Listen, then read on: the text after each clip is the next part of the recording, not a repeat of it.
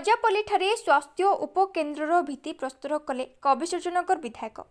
ଗଞ୍ଜାମ ଜିଲ୍ଲା କବିସୂର୍ଯ୍ୟନଗର ବ୍ଲକ ଖଜାପଲ୍ଲୀ ଗ୍ରାମରେ 43 ଲକ୍ଷ ଟଙ୍କା ବ୍ୟୟରେ ନିର୍ମାଣ ହେବାକୁ ଥିବା ସ୍ୱାସ୍ଥ୍ୟ ଉପକେନ୍ଦ୍ରକୁ ଆଜି କବିସୂର୍ଯ୍ୟନଗର ବିଧାୟକ ପ୍ରତାପ ଚନ୍ଦ୍ର ନାୟକ ଭିତ୍ତି ପ୍ରସ୍ତର କରିଥିଲେ। ଏହି ପରିପ୍ରେକ୍ଷୀରେ ସମିତି ସଭ୍ୟା ରୀନା ସ୍ୱାଇଁଙ୍କ ସଭାପତିତ୍ୱରେ ଏକ ସଭା ଅନୁଷ୍ଠିତ ହୋଇଥିଲା।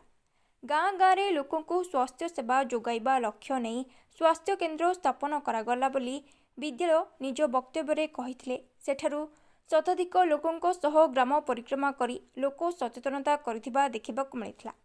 ଅନୁଷ୍ଠିତ କାର୍ଯ୍ୟକ୍ରମରେ ଗ୍ରାମ୍ୟ ନିର୍ମାଣ ଯନ୍ତ୍ରୀ ଉପସ୍ଥିତ ଥିବା ବେଳେ ବହୁ ନିର୍ବାଚିତ ପ୍ରତିନିଧି ଉପସ୍ଥିତ ଥିଲେ। Bureau report, viral news.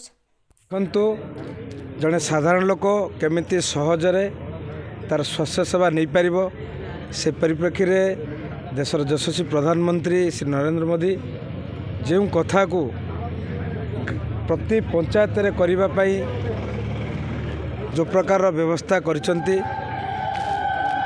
ପ୍ରତ୍ୟେକ ପଞ୍ଚାୟତରେ ସ୍ୱାସ୍ଥ୍ୟ ଉପକେନ୍ଦ୍ର କରି ସାଧାରଣ ଲୋକ ତାର କେମିତି ଡାଇବେଟିସ୍ ହେଉ, ହାଇ ବିପି ହେଉ ବା ଯେକୌଣସି ରକ୍ତଜନିତ ରୋଗରେ ସେ ପୀଡ଼ିତ ରହୁଛି ଏବଂ ଅର୍ଥ ଅଭାବରୁ ହେଉ ବା ସମୟ ଅଭାବରୁ ସେ ତାକୁ ଠିକ୍ ଭାବେ ନିରୂପଣ କରିପାରୁନାହିଁ। ତେଣୁ ସେ କଥାକୁ ନେଇ ଆଜି ଆମେ କବିସୂର୍ଯ୍ୟନଗର ବ୍ଲକ ଖଜାପଲ୍ଲୀ ପଞ୍ଚାୟତରେ ଗୋଟିଏ